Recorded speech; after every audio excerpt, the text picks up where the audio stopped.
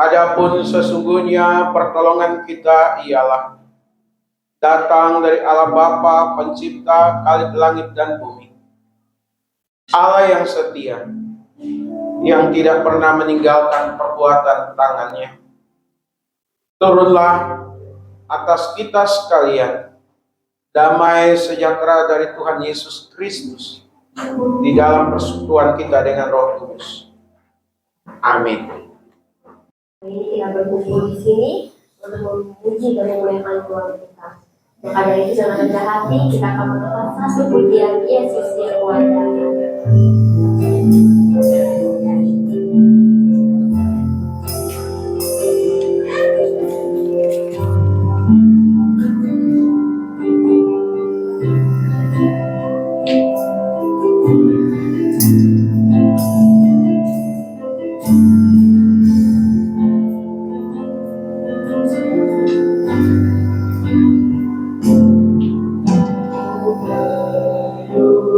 Engkau Yesus, harus jiwaku menantikanmu.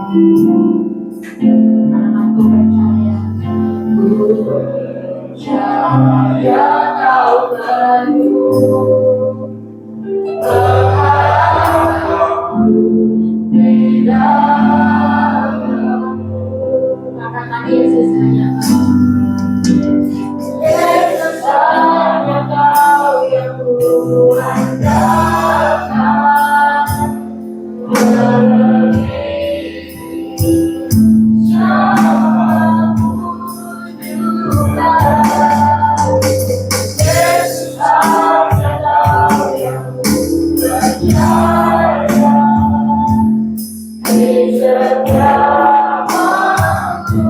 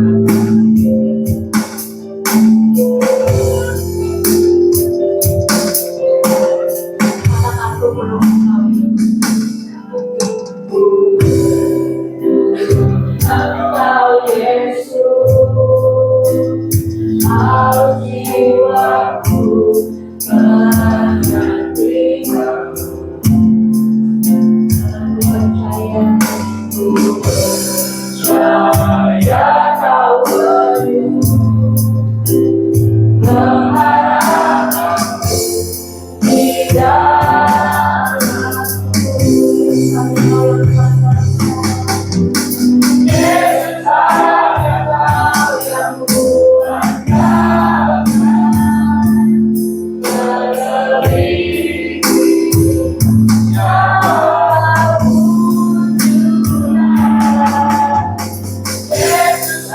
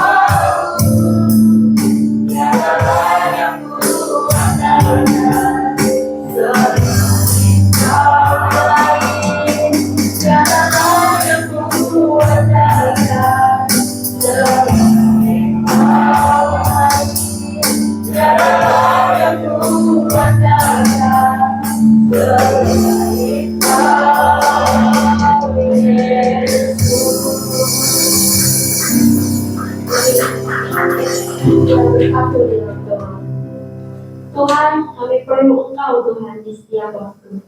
Kami perlu Engkau Tuhan di setiap saat. Terima kasih Tuhan, terima kasih. Hanya Engkau yang kami perlukan Tuhan. Engkaulah kekuatan di dalam kami. Satu-satunya yang punya kuasa, Yesus Kristus Tuhan. Kami sangat merindukan Engkau, Yesus. Bahwa kami lebih lagi menyembah di dalam roh dan kebenaran. Bahwa kami Tuhan, berkati kami semua yang hadir di sini. Roh Kudus, beracaralah. Segala puji kemuliaan hanya bagimu, Yesus. Di dalam nama Yesus yang percaya, mari katakan amin. Shalom. Shalom. Ada sukacita?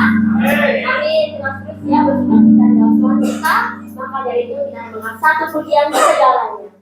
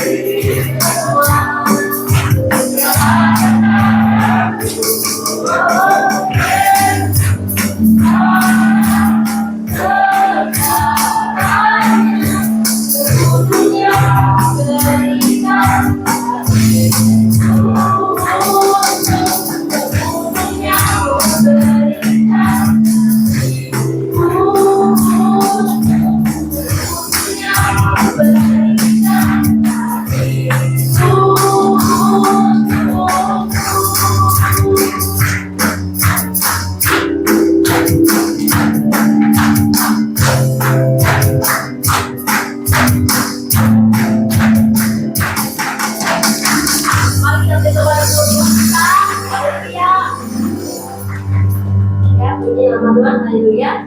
Dan sekarang kita akan membacakan 1, 2, 3, ya. Aku percaya pada Allah, Bapa yang Maha Kuasa, Allah yang pada di bumi, dan kepada Yesus Kristus, Anaknya Tuhan, Tuhan kita, dari darah Roh Kudus, lahir dari darah Maria, yang melintasi secara Tuhan kita, Yesus Kristus, disayangkan, mati dan dikuburkan, turun dalam kerajaan Allah. Pada hari ketiga, bangkit pula dari antara mati. Naik ke surga, duduk di sebelah kanan Allah, Bapa yang Maha Kuasa.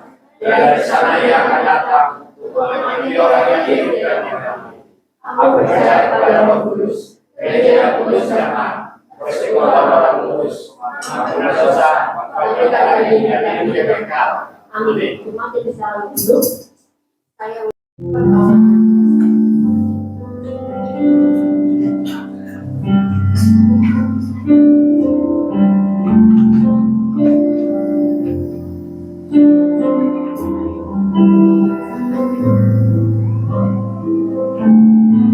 mari sama-sama katakan, hatiku senang berada dalam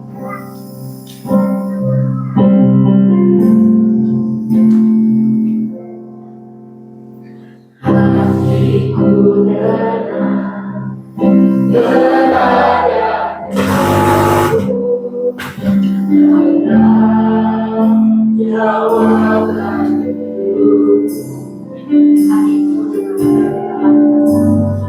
hatiku tenang berada denganmu. Kau yang pelihara hidupku, bertolong aku, begitu ajaib. Kau telah mengikat hatiku di saat aku rasaku lari, di situ tanganmu bekerja. Pertolonganmu begitu ajaib. Kau telah mengikat hatiku. Kini mataku tertuju padamu, ku rasa kasih-Mu Tuhan.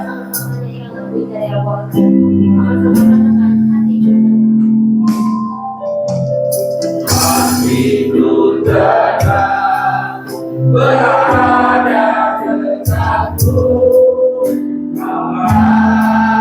Sejauh apa hidup, hatiku tenang berada denganmu. Kau yang pelihara hidupku, pertolonganmu begitu ajaib. Kau telah mengikat hatiku, dan aku lihat rasaku lari, di situ tanganmu bekerja.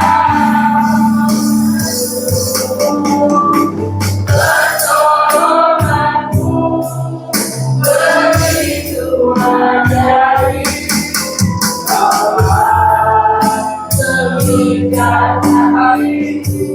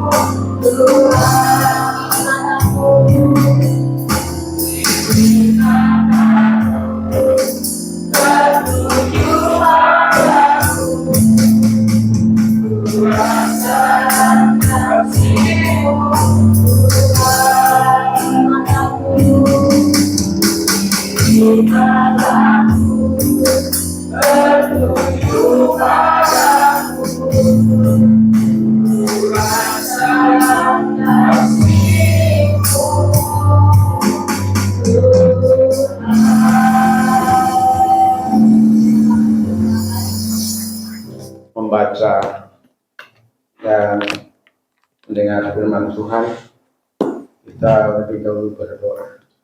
Semoga Pak Matius pimpin kita dalam doa.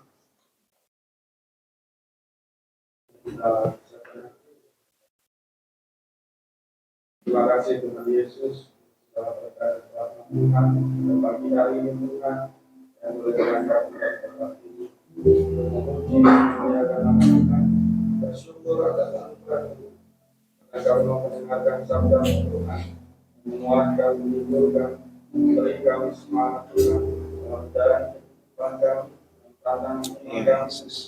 Tolong apapun yang menyampaikan firman Tuhan, apabila apapun bicara kami yang mendengar, buka hati pikiran kami menerima sabda Tuhan.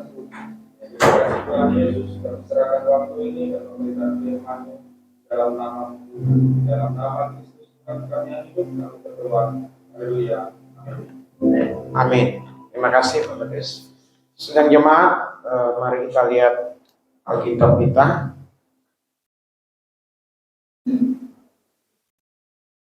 Dari Lukas pasal 22 ayat 24 hingga ayatnya yang ke-38. Sekalipun pembahasannya sebenarnya dari ayat 24 sampai ayat 34. Percakapan waktu perjamuan malam. Kita membaca bergantian, saya akan memulai. Terpujilah juga, terjadilah juga pertengkaran di antara murid-murid Yesus. Siapakah yang dapat dianggap terbesar di antara mereka? Yesus berkata kepada mereka, raja-raja mereka, dan orang-orang yang menjalankan suasana mereka disebut pelindung-pelindung. Tetapi kamu tidaklah demikian, melainkan yang terbesar di antara kamu hendaklah menjadi sebagai yang paling muda dan pemimpin sebagai pelayan. Sebab siapa yang dari besar, yang belum makan adalah pelayan ini. Bukan dia yang belum makan, tetapi aku ada di tengah-tengah kamu sebagai pelayan. Kamulah yang tetap tinggal bersama-sama dengan aku dalam segala pencobaan yang aku alami. Dan aku menentukan masa kerajaan bagi kamu, sama seperti aku menentukan bagimu. Bahwa kamu akan makan dan minum semeja dengan aku di dalam kerajaanku, dan kamu akan duduk di atas tahta untuk menghakimi kedua belah suku Israel. Simon, Simon, lihat iblis telah mengakui kasih setia. Tapi aku telah berdoa untuk engkau, supaya imanmu jangan gugur. Dan engkau, jikalau engkau sudah insaf, kuatkanlah saudara-saudaramu. Jawab Petrus, Tuhan, aku bersedia bicara yang mati bersama-sama dengan engkau. Tetapi Yesus berkata, aku berkata kepadamu, Petrus, hari ini ayam tidak akan berkokok sebelum engkau 3 kali menyangkal bahwa engkau mengenal aku. Lalu dia berkata kepada mereka, tidak aku mengutus kamu dengan yang kau ikuti. Berkata dan kasus, adakah kamu Jawab mereka, suatu pun tidak. Katanya kepada mereka, tetapi sekarang ini, siapa yang mempunyai pundi-pundi, hendaklah ia membawanya. Demikian juga yang mempunyai bekal. Dan siapa yang tidak mempunyainya, hendaklah ia menjual jubahnya dan membeli pedang. Sebab aku berkata kepadamu, bahwa nasi suci ini harus dirapi padamu. Dia akan terhitung di antara keberatan-keberatan. Sebab apa yang ditulis tentang aku sedang dibinapi. Kata mereka, Tuhan, ini 2 pedang. Jawabnya, sudah cukup. Yang berbahagia kita yang membaca, merenungkan, dan melakukan firman Tuhan. Sidang jemaat yang dikasihi oleh Tuhan, tadi kita baca bersama-sama, dan silakan baca ulang, dan akan berulang tentunya untuk membaca ayat-ayat ini kapan saja, di mana saja, jika memang Bapak Ibu atau sidang jemaat menginginkan untuk membaca. Dari kisah ini kita melihat bagaimana para murid waktu itu merasa diri mereka satu dari yang lain paling terkemuka, paling hebat. Mereka minta posisi kepada Yesus dengan keberadaan mereka yang memang menganggap dirinya hebat. Sampai akhirnya Yesus menegur mereka karena mereka sampai bertengkar begitu. Ya, itu bisa kita lihat tadi di ayat 24. Ya, dikatakan terjadilah juga pertengkaran di antara murid-murid Yesus. Siapakah yang dapat dianggap terbesar di antara mereka? Sampai akhirnya Yesus Kristus memberi jawaban bahwa yang terbesar itu adalah mereka yang mengutamakan orang lain dan menjadikan dirinya sekalipun dalam posisi yang baik, katakanlah begitu menurut pemandangan manusia, tapi mereka harus melayani.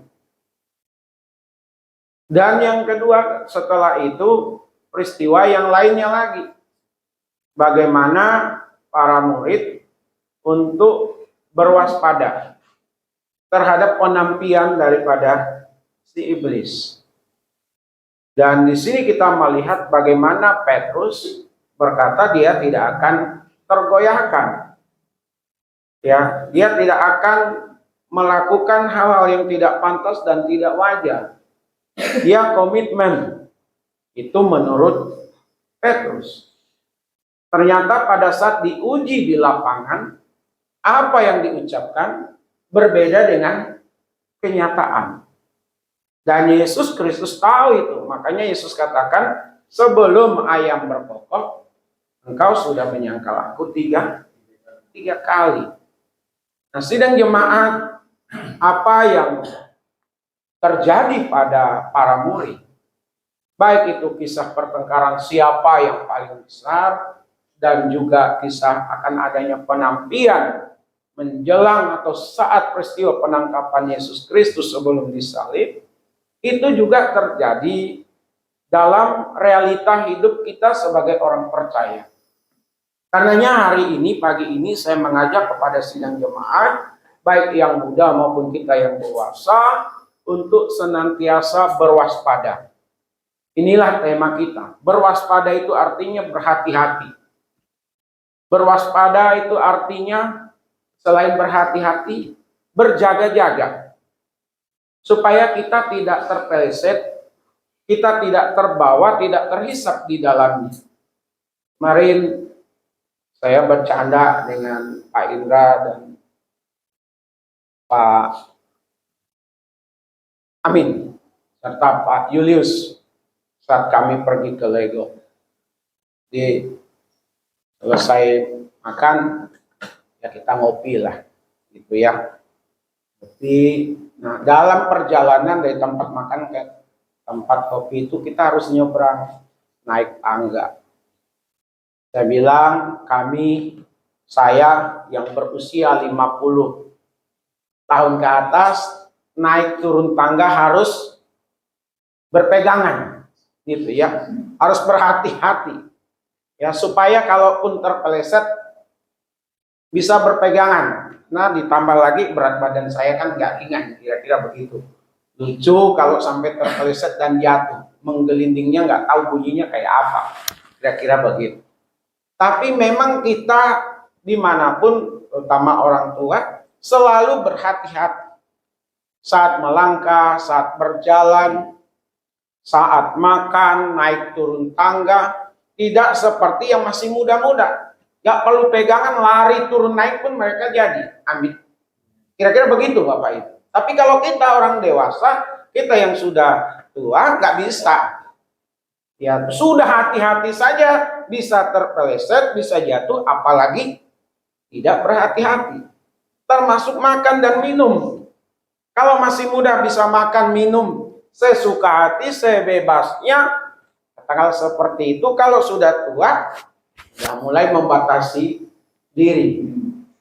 Khawatir ada kolesterolnya, tekanan darah tingginya, gulanya yang tadinya sehat menjadi kurang sehat. Nah, apa yang saya sebutkan tadi, ya memang harus begitu. Harus berwaspada dalam segala hal.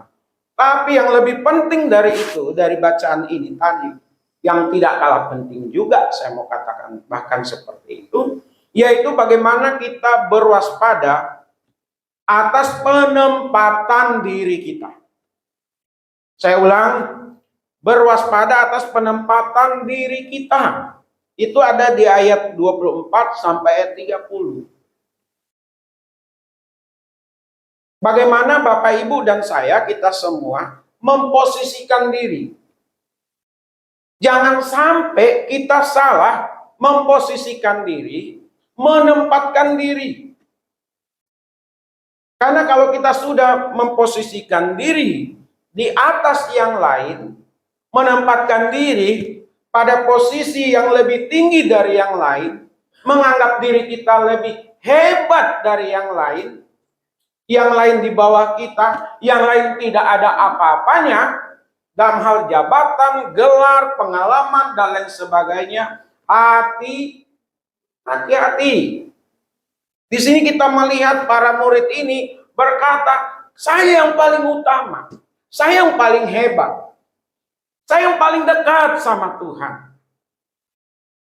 Mereka akhirnya bertengkar, karena yang satu juga berkata, ya saya yang paling dekat, saya yang paling hebat dari kamu. Gara-gara siapa yang paling hebat, akhirnya menimbulkan pertengkaran. Selain bertengkar, mereka ini memang tidak selayaknya, tidak sepantasnya, tidak seharusnya memposisikan diri lebih baik dari yang lain. Bapak Ibu, jangan sampai di antara kita merasa paling berjasa. Jangan sampai di antara kita merasa yang paling pantas untuk dihormati, yang paling rohani dari yang lain, paling pintar, paling kaya, paling setia, dan lain sebagainya. Kalau sudah saya atau aku, dan aku, yang ada adalah kesombongan. Lupa diri. Tuhan Yesus tidak mau kita sebagai orang percaya, anak-anaknya lupa diri, menempatkan diri di atas gunung. Bapak Ibu, tadi paling berjasa dalam banyak hal, termasuk di dalam gereja kita, Bapak Ibu. Gereja GKRI Epifania. Saya yang paling duluan di GKRI. Kami angkatan pertama.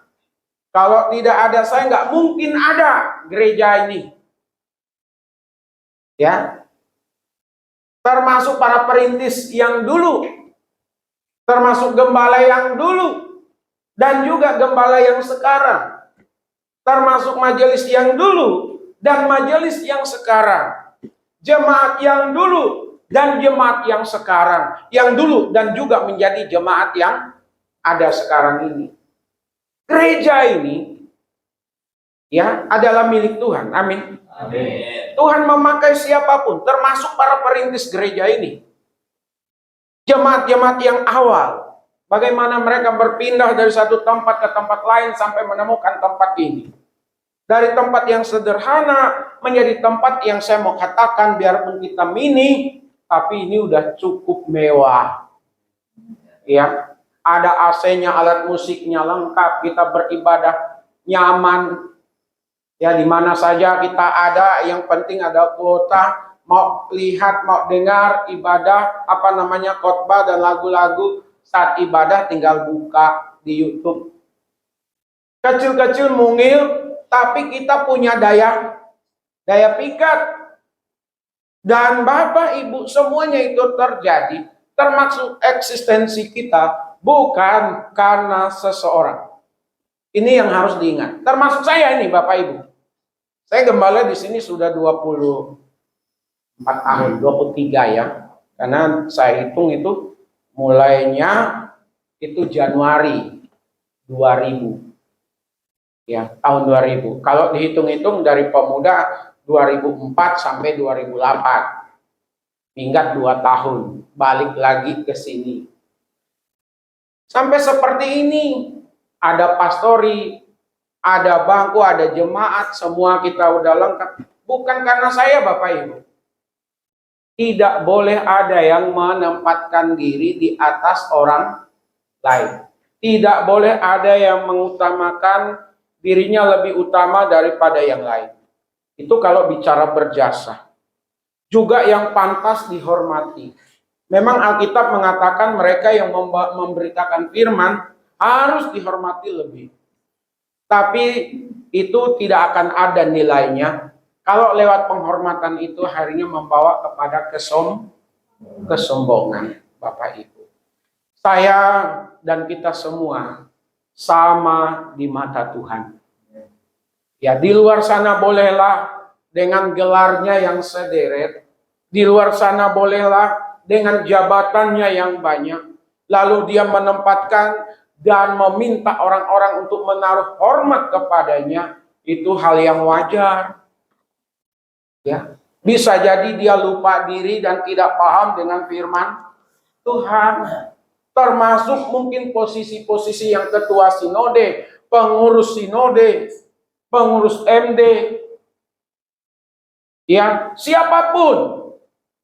Kalau sudah menempatkan diri lebih hebat, lebih penting dari orang lain, kita tidak jauh berbeda dengan para murid yang bertengkar waktu itu. Termasuk di tengah-tengah keluarga kita. Ya. Jangan pernah merasa suami yang lebih hebat dari istri. Jangan juga istri yang berkata, saya lebih hebat dari suami. Nanti anak-anak setelah dewasa, setelah mulai pandai mencari uang, jangan pernah berkata, saya lebih hebat dari orang tua. Tidak, semua kita adalah sama. Yang penting kita pandai memerankan peran kita masing-masing. Tahu diri Bapak Ibu. Oleh karenanya bagaimana supaya kita tidak menempatkan diri kita di atas orang lain. Yang pertama tadi tahu menempatkan diri dengan mengutamakan orang lain. Utamakan orang lain. Dahulukan orang lain. Tempatkan orang lain pada tempat yang sebenarnya seharusnya. Kita nggak apa-apa, Bapak Ibu. Dilecehkan, diremehkan, nggak dianggap, udah biasa. Nggak apa-apa. Yang penting kita jangan meremehkan orang lain. Orang menghina kita, menganggap kita nggak apa-apa. Itu haknya, itu penilaiannya. Yang penting kita jangan. Kita mau menempatkan orang lain pada tempatnya yang sewajarnya. Karena semua orang berharga, bernilai di hadapan Tuhan. Amin. Gelar memang dibawa mati, benar. Gelar itu dibawa mati. Tapi hanya sebatas di batu nisan. Profesor, doktor, mungkin insinyur di depan namanya, pendeta, di belakang lagi ada macam-macam, sederet gelarnya, hanya sebatas di batu nisan. Gak akan ada itu di sorga dipanggil pendeta, paran, STH, MPD. Silakan masuk, gak ada itu. Gak ada jabatan itu, gak ada gelar itu di sana. Itu hanya berlaku di dunia. Tapi dengan gelar itulah orang berusaha untuk mengangkat brandnya, Bapak Ibu. Makanya sekarang banyak sarjana-sarjana, gelar-gelar kesarjanaan, doktor dan lain sebagainya. Dengan cara dibeli, dengan cara lompat pagar, Bapak Ibu. Karena supaya dihargai orang lain. Biar dia lebih terhormat, terpandang di tengah-tengah masyarakat. Dia tidak mau mencari apa yang berkenan kepada Tuhan. Tahu menempatkan diri dengan memberikan pelayanan kepada orang lain. Melayani, Bapak Ibu. Melayani. Apa yang bisa kita lakukan, kita lakukan. Amin. Ya. Terima kasih ibu-ibu. Habis ibadah buatkan kopi. Ya. Bu, tolong buatin kopi. Itu juga bagian daripada pelayanan, Bapak Ibu. Dengan kita memberikan pelayanan seperti itu bukan berarti kita ini budak. Bukan berarti kita ini kuli. Bukan berarti kita jongos. Apalagi kacung kampret gitu. Ya. Jadi kita ini lebih terhormat sebenarnya, Bapak Ibu. Ya, saya masih ingat itu. Saya pernah ceritakan juga di sini. Salah satu pemilik perusahaan besar, travel, kantornya di lantai 6. Ya, kita lewat harus serahkan, untuk ketemu harus serahkan ID kita gitu, kartu kita, KTP, nanti baru dipasang ID. Hanya berjenjang. Wah, sampailah di satu ruangannya. Kita diterima, disambut dengan baik. Padahal ada loh ininya, apa namanya, karyawannya. Ada karyawannya. Lalu dia bilang, mau minum apa bapak-bapak?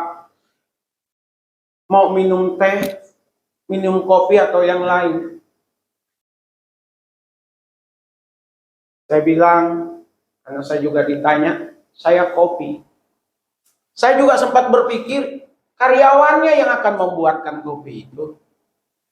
Tapi dia sendiri, Bapak Ibu. Biarin saja. Saya, enggak.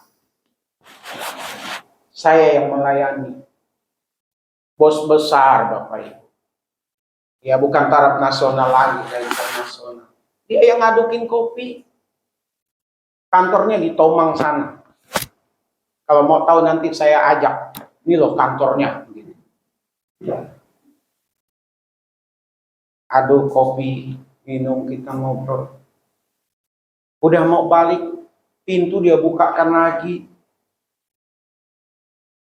Ditemanin dari kantornya kepada ini apa namanya ini? Lift. Dia yang bukakan liftnya. Nyampe di bawah, dia kasih ikannya makan. Nemanin kita. Waduh, luar biasa ini. Orang kaya. Tapi, aduh susah ngomongnya Bapak Ibu. Rendah hati. Kita dilayani. Yang kebanyakan orang adalah minta dilayani. Mari kita sebagai anak-anak Tuhan saling melayani. Supaya kita tidak menempatkan diri kita di atas orang lain. Jangan menjadikan diri kita bos. Jangan menjadikan diri kita orang yang terpenting. Nanti orang juga akan tahu sendiri bahwa kita orang penting. Kita orang berkualitas. Kita orang yang berintegritas. Orang akan tahu dengan cara kita, sifat kita. Saya Ingat juga satu peristiwa, dia seorang pimpinan Bapak Ibu. Tapi minta dihormati. Kalau nggak dihormati, nggak dilayani, marah. Jadi dia turun dari mobil, mobilnya harus dibukakan, tasnya harus ditenteng, dan dikasih tempat duduk. Tempat yang memang sudah ditempatkan dia karena pimpinan ditempatkan di tempat yang terhormat, tapi harus diantar. Wah, kalau model-model seperti itu repot Bapak Ibu. Ya. Tapi berapa banyak orang yang mau menempatkan orang lain lebih penting dari dirinya? Berapa banyak? Gak banyak. Dari yang tidak banyak itu Bapak Ibu, kiranya itu adalah kita sekalian. Amin. Ya, kebetulan kita di seberang gitu ya. Kadang-kadang saya teriak ke istri, "Debbie, buatin kopi dong." Tapi saya juga kadang-kadang turun buat sendiri. Tapi jangan coba-coba di tempat jualan Bapak Ibu. Wah, salah penempatan nih. Ini kan harus melayani orang lain. Tempat makan kita juga minta supaya kita melayani diri kita. Makan mie misalnya di tempat Pak Tony. Nggak datang ke sana, dia Pak Tony duduk aja, Bu Santi duduk aja. Saya yang buat mie-nya. Ya. Berapa lama ngaduk mie-nya, nyaringnya, bumbunya apa saja. Ya, tentu kita pasti berbeda lah caranya ya. Jadi dari enak jadi tidak enak. Kecuali kita udah berkali-kali melihat ingin praktek ya nggak apa-apa. Tapi kalau ini ditafsirkan lalu dimengerti di mana kita ada lalu kita yang melayani segala sesuatunya, nah itu yang salah Bapak Ibu. Ya. Nah, ini yang pertama, berwaspada atas penempatan diri kita. Sebenarnya kita ini tidak ada apa-apanya kalau bukan Tuhan. Hari ini saya baca koran Kompas, salah seorang legenda bulu tangkis, Marcus Gideon. Ya, Marcus Gideon mundur pensiun dari dunia bulu tangkis. Saya baca sederet peristiwa sekitar 30-an juaranya kalau dia mundur. Nah, yang menarik, waktu dia mengundurkan diri itu bahasanya luar biasa Bapak Ibu. Dia bilang apa? Kalau bukan Yesus, ditulis tuh terang-terangan. Kalau bukan Tuhan Yesus, saya ini tidak ada apa-apa. Tidak ada artinya. Kita juga harus begitu Bapak Ibu. Saya ini kalau bukan karena pilihan Tuhan nggak mungkin jadi gembala sidang. Tapi jangan karena gembala sidang itu lalu saya seenaknya dengan jemaat. Ya, saya memerintah seenaknya dengan jemaat. Saya minta dapat dilayani sedemikian rupa, kan saya ini gembala. Saya ini kan pendeta. Saya ini kan guru. Saya ini kan penulis. Udah. Dikipas-kipas begitu Bapak Ibu. Nah, saya yakin jemaat nggak bakalan mau datang ke gereja ini. Karena gembalanya udah mulai sombong. Ya, mulai memerintah. Mulai minta perhatian yang lebih dan lain sebagainya dibandingkan yang lain. Ya, semoga kita paham benar ini tentang diri kita. Jangan menempatkan diri kita lebih dari orang lain. Termasuk hal yang rohani, Bapak Ibu. Ya, orang yang menganggap dirinya lebih rohani dari orang lain, dia akan menghakimi orang lain. Dia nggak akan bersahabat dengan orang lain. Dia akan melakukan tindakan-tindakan yang dimana dia merasa yang paling dekat sama Tuhan. Orang lain diajari, digurui. Ya, Pokoknya dia yang hebat gitu. Dalam hal berteologi, dalam berargumentasi dan lain sebagainya. Tidak, Bapak Ibu. Tidak boleh terjadi. Ini yang pertama. Berwaspada atas penempatan diri kita. Caranya sekali lagi mengutamakan orang lain dibandingkan diri kita.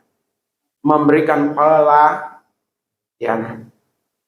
Yang kedua, berwaspada terhadap penampian iblis itu. Di ayat 31 hingga ayatnya yang ke-34.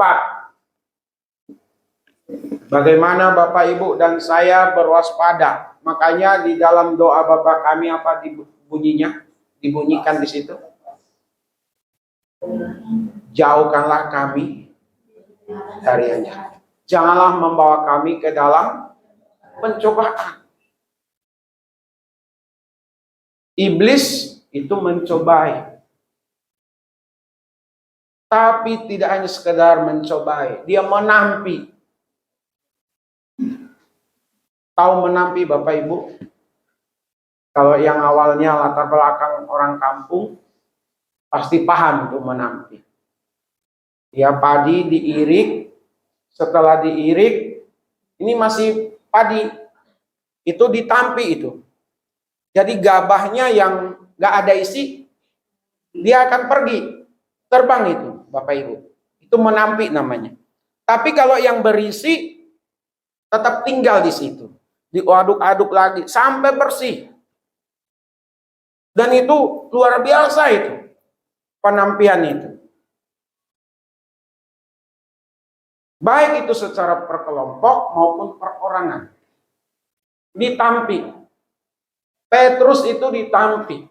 Tapi Tuhan Yesus sudah tahu bahwa Petrus akan menyangkal diri. Makanya dikatakan, kalau nanti engkau sudah insaf, kau sudah sadar, ingatkan yang lain. Pulihkan yang lain. Siapapun Bapak Ibu, kita ini siapapun, tanpa mengenal dia jabatannya tertinggi di gereja, jemaat, apalagi ya, semua kita sama-sama diuji, siap-siap ditampi, sama jemaat ditampi, saya juga ditampi. Berwaspada di tengah-tengah penampian itu, jangan sampai kita jatuh, kita berbuat dosa. Jangan sampai di tengah-tengah penampian itu kita berkhianat kepada Tuhan. Tinggalkan Tuhan. Ya. Terutama pada saat dalam kesulitan. Saat dalam kejayaan. Dalam keadaan baik-baik. Saat merasa paling dekat sama Tuhan. Saya ulang, saat berada dalam kesulitan. Kesulitan apa? Ekonomi. Kelihatan orang yang percaya dengan orang yang tidak percaya Tuhan. Yang tidak percaya Tuhan kayaknya kelihatannya enak-enak, baik-baik.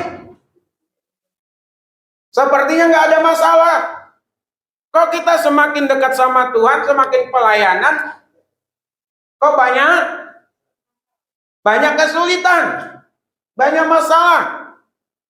Kemarin saya juga sempat bercanda ini sama Pak Indra, sama Pak Julius, sama Pak Amin. Saya bilang begini, ini di Sumarekon Mall ya, Pak Indra ya.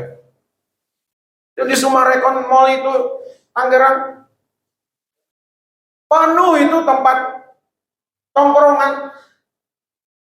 Saya lihat kok nggak ada wajahnya yang susah ini orang. Duduk, pesan minuman, pesan makanan, ngobrol. Pokoknya tidak terlihat susah.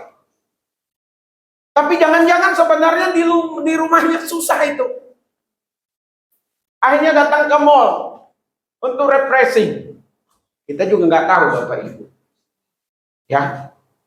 Tapi intinya begini, kalau orang udah dihimpit dengan kesulitan hidup, iblis masuk di sana, maka kalau tidak hati-hati, bisa tinggalkan Tuhan. Yang tadinya rajin ke gereja, yang tadinya rajin melayani, jadi tidak ke gereja lagi, tidak melayani lagi. Sehingga ada omongan, percuma percaya kepada Tuhan, percuma ibadah, percuma pelayanan. Semakin dekat sama Tuhan justru semakin banyak kesulitan.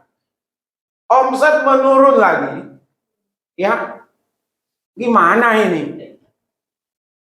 Nih, hati-hati Bapak Ibu. Hati-hati. Jadi saya bilang, cukup nggak ya?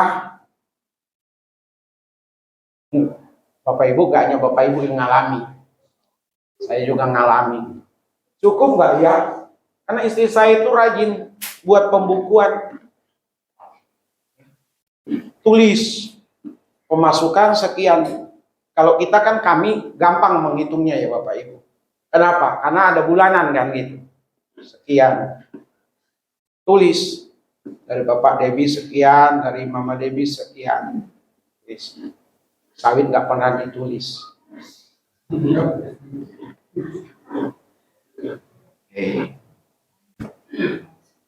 Pengeluaran jauh lebih besar Bapak Ibu. Ini gimana? Cukup nggak? Saya bilang ke istri, berdoa. Tuhan yang akan cukupkan. Nyatanya tiap bulan cukup. Maka teman saya, jadi teman juga sih sekarang, senior, guru kami dalam hal menulis, Pak Masri, ya Pak Matius, Pak Masri Sareputra bilang begini, apakah itu serius atau bercanda? Dah, doanya jangan hanya cukupkanlah kami, berikanlah kami pada hari ini makanan kami yang secukupnya. Tapi sekali-sekali minta, berikanlah kami tidak hanya cukup, tapi berlimpah. Ya, artinya apa? Kalau kita berlimpah kan bisa berbagi, gampang, Bapak Ibu. Ya, saya pikir betul juga gitu ya. Tapi kan itu doanya Tuhan Yesus, ya ngajarin para murid. Tapi intinya jangan serakah, jangan menghalalkan segala cara untuk perut kita. Jadi Bapak Ibu, di tengah-tengah kesulitan, banyak orang yang akhirnya tinggalkan Tuhan. Banyak orang yang akhirnya minta pertolongan kepada yang bukan Tuhan.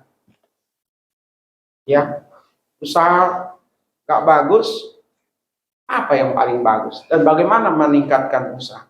Datanglah ke orang yang dianggap paling pintar katanya. Padahal nggak sekolah dia, tapi dianggap orang pintar. Ya, udah pakailah caranya. Udah pakai caranya, ya kelihatannya sih ada peningkatan. Tapi ujung-ujungnya nanti membawa orang itu dalam sebuah jeratan. Bapak Ibu, saya suka nonton YouTube tentang memancing itu. Ya, mancing. Apakah itu mancing belut atau apa. Saya suka tuh lihat di YouTube. Saya ingat masa kecil soalnya. SD, SMP, SMA itu saya suka mancing di kampung Bapak Ibu.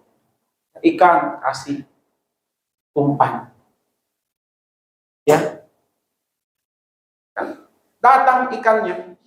Kalau dulu saya pakai kodok itu, anak kodok itu yang udah loncat-loncat itu. Tusuk aja, udah. Itu cari ikan gabus gitu ya, udah disamber, makanan enak, bikin kenyang, kira-kira begitu. Rezeki kapan lagi? Sekarang. Setelah diambil, ditarik, akhirnya mati tuh. Masuk ke penggorengan, masuk ke kuali, jadi ikan asin dan lain sebagainya. Iblis juga begitu. Supaya Bapak Ibu kita kalau nggak berwaspada terhadap penampilan ini, kita bisa dibawanya. Kelihatannya baik, kelihatannya menarik, kelihatannya menjanjikan, tetapi itu bukan solusi. Kalau bukan di dalam Tuhan Yesus. Saat dalam kejayaan, tadi kesulitan.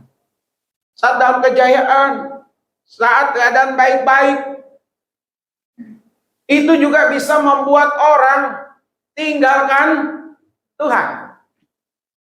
Ya,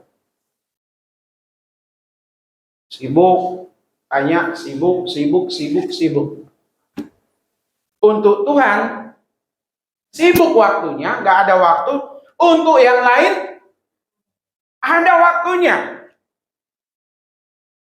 Berarti orang ini udah juga ada dalam perangkap ini. Ada pendeta yang bilang, lebih baik jemaat saya susah semua daripada jaya. Kenapa? Kalau susah semua, dia rajin datang ke gereja, rajin pelayanan. Ya. Tapi kalau udah jaya, dia bilang susah. Dikasih pelayanan nggak datang. Apalagi untuk datang beribadah. Tapi jemaat kita di sini singgah ya, Bapak Ibu ya. Nah, jemaat kita di sini baik-baik semua. Ya. Kalaupun ada yang pergi karena udah jaya, udah berhasil, ya puji Tuhan jadi berkat di tempat lain, nggak jadi berkat di tempat kita kan gitu ya. Supaya jemaat kita nanti semakin diberkati juga gitu. Kalau makin diberkati, jangan lagi ada yang pergi gitu ya. Kita bangun sama-sama di sini, amin. Susah kita sama-sama susah, yang penting tetap kuat di dalam Tuhan. Senang sama-sama senang, kita senang di dalam Tuhan. Jangan susah cari Tuhan, giliran senang tinggalkan Tuhan. Tuhan mau dalam susah kita tetap ikut Tuhan, digoda sedemikian rupa tidak tergoda, ya, ditampi sedemikian rupa tidak terbuang, tetap berisi. Saat Bapak Ibu dan saya dalam keadaan baik-baik saja, sukses berhasil, ditampi, tetap makin setia. Ada lagunya itu ya, Audi ya. Semakin setia. Atau setialah. Setia sampai mati. Seperti Tuhan Yesus setia sampai mati. Apakah balasanmu untuk kasih setianya? Setialah sampai mati. Yang namanya iblis, namanya setan, Bapak Ibu udah pasti menanti. Udah pasti menggoda. Udah pasti ingin menjatuhkan Bapak Ibu dan saya. Ya. Lalu saat merasa dekat dengan Tuhan, juga harus hati-hati Bapak Ibu. Saya sampaikan kemarin di ibadah persekutuan doa di sini, kalau nggak salah ya Pak Indra ya. Ke Pak Tony juga saya sempat ngomong. Masih ada satu video itu, ada kawan rupanya yang memvideokan. Yang 2 kali kejadian tuh nggak divideokan gitu ya.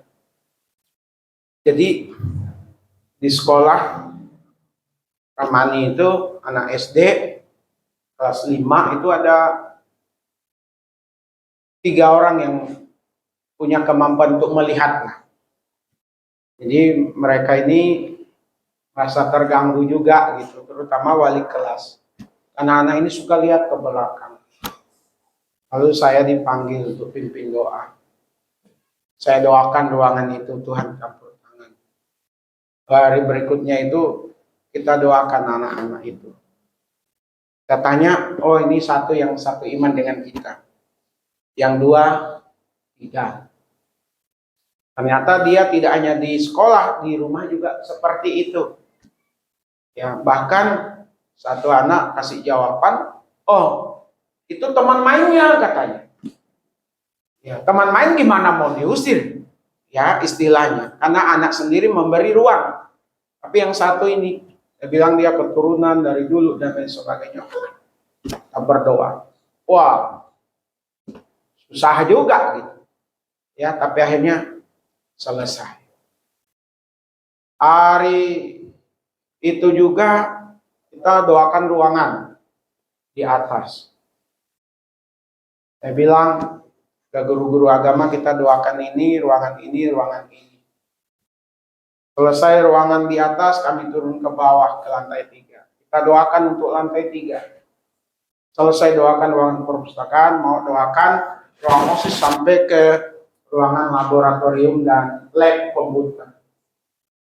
Ya, Pak Madus ada gambaran lah untuk sekolah Ramani. Baru kita mendoakan mau masuk ke ruang OSIS. Udah datang anak-anak, ada 2 atau 3 orang. Paparan, ada anak yang kerasukan. Wah, udah kita naik. Kita lihat dia udah teriak-teriak, nangis-nangis. Jangan diusir, jangan diusir. Dia nggak salah, dia anak kecil, jangan diusir gitu. Oh udah, kita bawa ke kantor, kita doakan dalam nama Yesus. Selesai yang satu, tapi sebenarnya belum selesai. Yang satu kena. Udah langsung mau nyolor dari apa? Mau lunglai dari tempat duduknya langsung telentang. Tuntas dulu ini kita datang. Anak-anak nggak berani megang. Nah, anak murid. Jadi ditonton aja anak itu ke lantai. Gurunya juga nggak nolongin. Takut atau gimana lah. Udah saya bilang ke guru agama yang satu, sama ada satu ibu juga, ayo angkat. Gak mungkin dong kita laki-laki ngangkat anak perempuan, remaja. Gak sanggup juga gitu. Dan lagian bukan muhrimnya ya. Toh ada yang perempuan kok gitu. Udah diangkat dari kelas itu sampai ke kantor. Di kantor kita doakan. Guru-guru agama didoakan. Saya mimpin paling depan. Tuh. Teriak-teriak, ketawa, jangan diusir dan lain sebagainya. Tuh, iblis tuh mengujikan begitu tuh, supaya kita percaya. Tuh bawa anak kecil katanya, wah, lagi doakan. Air tuh biasa saya kan berdoa dengan media air, bukan dukun Bapak Ibu ya. Dalam nama Yesus, dalam nama Yesus, dalam nama Yesus. Masih juga Bapak Ibu. Masih teriak-teriak. Panas, panas, panas katanya. Udah. Saya bilang, saya perintahkan engkau keluar di dalam nama Yesus. Langsung lemes. Udah. Bukan dilihat guru-guru Bapak Ibu. Juga dilihat oleh anak murid. Wah, hebat tuh pendeta Paran. Bisa mengusir setan. Wah, jangan sampai ini mencuri kemuliaan Tuhan. Saya ngambil waktu, ngambil sesaat saya berdoa, Tuhan, tolong arahkan saya. Jangan sampai ini dijadikan sebagai alat atau senjata untuk mempromosikan diri di mata guru dan anak-anak. Tapi guru yang lain sih udah tahu. Ada berapa kali kejadian yang senior di jenjang kami itu udah tahu. Nah itu Bapak Ibu.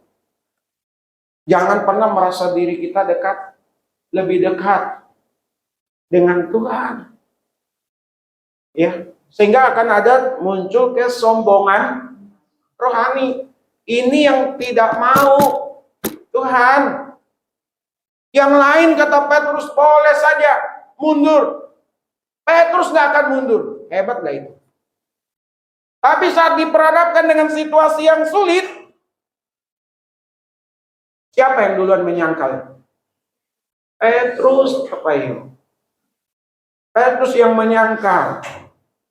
Setelah ayam berkokok, baru dia ingat omongan Tuhan Yesus. Makanya ada gereja ayam itu Bapak Ibu. Iya, Pasar Baru itu ada gereja ayam kan? Di atasnya itu ayam, patung apa namanya, simbolnya. Bagus juga, pikir saya begitu.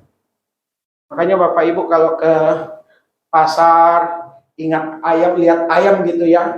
Ingat cerita Petrus. Karena ayam yang mengingatkan dia kan gitu. Jangan hanya kita ingat ayam, ingat digorengnya enak pakai sambal kan gitu. Apalagi pakai sambal terasi. Nah Bapak Ibu yang dikasih oleh Tuhan, saat merasa dekat dengan Tuhan,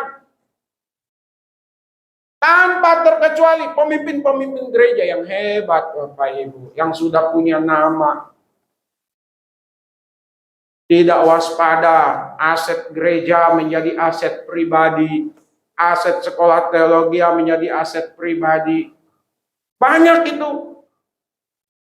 Uang gereja menjadi uang pribadi dan sudah banyak gereja, tokoh-tokoh itu berperkara dihukum. Daerah Surabaya, Jawa Timur juga. Korea, pendetanya juga berkasus. Di Singapura juga ada. Orang-orang hebat.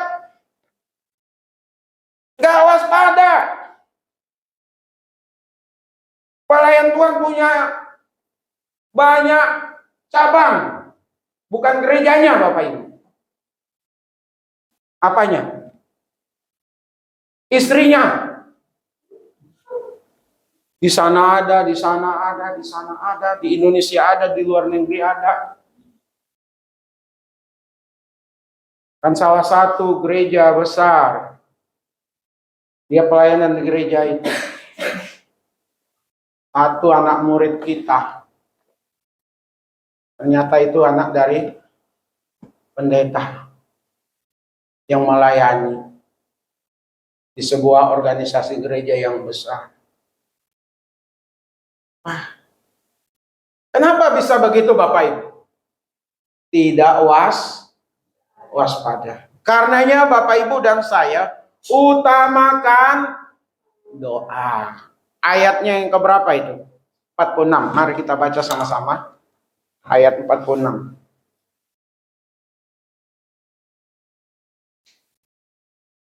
Satu, dua, iya. Katanya kepada mereka, mengapa kamu tidur? Bangunlah dan berdoalah, supaya kamu jangan jatuh ke dalam pencobaan. Jangan banyak main handphone, lalu tidak berdoa. Jangan banyak main, jangan banyak kerja. Nonton boleh nggak? Main handphone boleh nggak? Bekerja boleh nggak? Boleh, harus. Di tengah-tengah kesibukan kita, kelelahan kita mungkin. Mari Bapak Ibu, sidang jemaat yang muda-muda, siapkan waktu kita berdoa sama Tuhan. Apalagi sekarang ini akhir zaman. Sangat-sangat berbeda. Ini Ibu Ros, ada Pak Canya, ada Ibu Yekti yang senior dari kita. Lihat perkembangan sekarang dengan perkembangan zaman dulu kan jauh sekali berbedanya. Ya. Jadi banyak berdoalah. Apakah itu doa pribadi, doa rumah tangga, maupun doa gereja. Menguatkan yang lain. Bapak Ibu dan saya kita harus saling mengingatkan. Ayo kita sama-sama kuat. Amin. Sama-sama bertumbuh. Jangan biarkan yang lain mundur. Kita mau sama-sama maju. Kita tidak mau ada yang mundur, apalagi sama-sama mundur. Ya, iblis maunya begitu supaya mundur. Supaya kita tidak berdoa, supaya Bapak Ibu dan saya kita semua gampang untuk ditampinya. Ingat, Bapak Ibu dan saya juga didoakan oleh Tuhan Yesus. Dia adalah perantara kita. Jadi kalau Bapak Ibu diuji, ada di dalam penampian. Kita semua ada di dalam penampian. Yesus akan selalu mendampingi kita. Dia akan selalu mengingat kita. Dan kita tidak berjuang sendiri. Dia akan mendukung kita. Amin. Dia menjadi pendoa syafaat untuk kita juga. Jadi mulai hari ini Bapak Ibu sidang jemaat, mari kita berwaspada. Waspada atas penempatan diri kita. Jangan sampai kita menempatkan diri kita di atas orang lain. Yang kedua, selalulah waspada terhadap penampian si jahat. Karenanya banyak berdoa. Mari kita saling mengingatkan satu terhadap yang lain. Dan kita ingat, Yesus juga berdoa untuk kita. Sehingga Bapak Ibu dan saya, kita tidak berjuang sendiri menghadapi penampian itu. Tuhan Yesus memberkati kita semuanya. Mari kita satu di dalam doa. Saya mohon Pak Indra pimpin kita dalam doa. Banyak yang kau perbuat.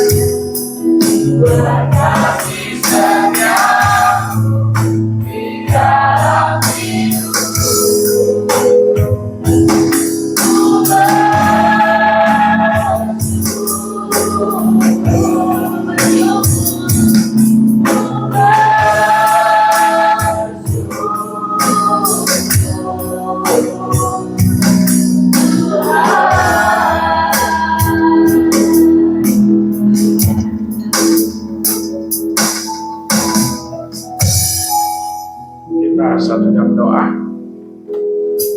Kami bersyukur Tuhan tak henti-hentinya dalam segala keadaan, baik keadaan baik maupun keadaan kurang baik dan tidak baik, saat sehat, saat sakit, saat berkelimpahan maupun saat berkekurangan, saat banyak berkat, sedikit berkat, atau bahkan belum mendapatkannya, berkat yang berupa materi atau uang.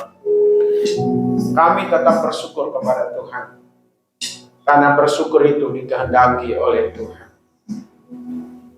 Kami juga bersyukur untuk jalannya ibadah dan pelayanan kami hari ini. Biarlah lewat ibadah dan pelayanan ini, kami semakin hidup benar di hadapan Tuhan. Hidup yang berkenan di hadapan Tuhan. Hidup yang memuliakan Tuhan. Ada banyak hal juga yang kami tidak sanggup atau belum sanggup lakukan. Tapi seiring dengan waktu, apabila kami bertekun kepada Tuhan lewat doa-doa kami, ibadah, pelayanan, kesaksian, maka sekali waktu kami akan dapat melakukannya. Demi untuk hormat, kepujian, kemuliaan bagi nama Tuhan. Kalau sepanjang minggu Tuhan sudah pimpin kami, maka minggu ke depan ini, dari Senin sampai Sabtu dan ketemu minggu lagi sepanjang minggu ke depan, hamba menyerahkan, mempertaruhkan kehidupan kami, kehidupan sidang jemaatmu, semua keluarga ke dalam tangan kasih kuasa Tuhan. Tuhan yang hadir, Tuhan yang menyertai, Tuhan yang membukakan jalan, Tuhan Yesus yang membela kami semua. Dan biarlah ada damai sukacita yang daripada Tuhan. Ajari kami untuk mengutamakan Tuhan. Ajari kami untuk dapat menempatkan diri kami. Ajari kami Tuhan untuk berwaspada terhadap penampian si jahat. Kami percaya bersama dengan Tuhan Yesus kami akan menjadi pemenang. Karenanya yang sakit Tuhan jamah, Tuhan sembuhkan. Yang berkekurangan sekali lagi Tuhan pelihara, Tuhan lawan. Untuk tidak hanya berkecukupan, tapi juga boleh berkelimpahan. Usaha pekerjaan sidang jemaat, biarlah ada mengalami kemajuan, mengalami kebangkitan Tuhan, mengalami kejayaan kembali Tuhan Yesus. Tolong Tuhan, Kalaupun harus membuka usaha baru atau apalah namanya, kami tidak mau jalan sendiri Tuhan. Tapi kami mau berjalan bersama dengan Tuhan. Terima kasih Bapa. Kami percayakan setiap anak-anak sidang jemaat-Mu ke depannya boleh menjadi orang-orang yang berkualitas, orang-orang yang handal, orang-orang yang menyenangkan hati Tuhan. Orang-orang yang berguna, orang-orang yang dicari karena kehebatannya, karena ada Tuhan di dalamnya. Dari tempat ini lahir pemimpin-pemimpin hebat. Dari tempat ini lahir pengusaha-pengusaha. Lahir orang-orang kaya, orang-orang yang memberkati bangsa dan negara ini. Kami percaya Tuhan akan janji bahwa janji itu tidak hanya berlaku untuk Abraham, Ishak dan Yakub, tidak hanya berlaku untuk bangsa Israel, tapi itu berlaku juga untuk kami sekalian, karena kami percaya kepada Tuhan Yesus. Bahkan lebih daripada itu, kami akan kuat, kami akan mampu, kami akan dihiburkan, kami akan memiliki cara pandang konsep berpikir yang berbeda, tentu yang selaras dengan keinginan Tuhan. Karenanya jangan ada yang disesatkan dan menyesatkan. Di dalam nama Yesus, kami semua diperbaharui, mendapatkan pembaharuan yang daripada Tuhan. Roh Kudus bekerja dengan leluasa dalam hidup kami masing-masing, dalam rumah tangga kami, supaya keluarga kami, rumah tangga kami, keluarga atau rumah tangga yang berkenan kepada Tuhan. Jemaat-Mu yang tidak hadir hari ini tetap disertai Tuhan, tetap diberkati Tuhan, dan terus boleh maju bersama-sama dengan kami di tempat ini untuk melihat perkara-perkara besar yang Tuhan akan buat. Kami berdoa untuk komisi wanita yang ada ibadah siang nanti, sertai mereka semua. Biarlah ada kesukacitaan di dalam persekutuan yang ada. Kalau sidang jemaat Tuhan sudah diantar di tempat ini dalam keadaan baik, dalam keadaan sehat selamat, mereka kembali ke rumah juga dalam keadaan baik, dalam keadaan sehat, dalam keadaan selamat. Inilah doa kami di dalam nama Tuhan Yesus. Kami berdoa bersyukur. Haleluya. Mari kita bersama-sama mengucapkan doa Bapa kami. Bapa kami yang di sorga, dikuduskanlah nama-Mu, datanglah kerajaan-Mu, jadilah kehendak-Mu di bumi seperti di surga. Bila kami pada hari ini makanan kami yang secukupnya, dan ampunilah akan kesalahan kami, seperti kami juga mengampuni orang yang bersalah kepada kami. Dan janganlah membawa kami ke dalam pencobaan, tetapi lepaskanlah kami daripada yang jahat. Karena Engkau yang punya kerajaan dan kuasa dan kemuliaan sampai selama-lamanya. Jemaat Tuhan, milik Tuhan, kekasih-kekasih dari Tuhan Yesus, yang disertainya, diberkatinya, dijagai dan dilindunginya, yang dihiburkannya, dikuatkannya, yang dipulihkannya. Arahkanlah hati dan pikiran kita, dan terimalah berkat-Nya. Adapun kasih karunia dari Bapa kita di sorga, damai sukacita di dalam Tuhan Yesus, pimpinan, penghiburan, pengajaran dari Roh Kudus, menyertai setiap kita hari ini, besok, bahkan sampai selama-lamanya. Amin. Bapa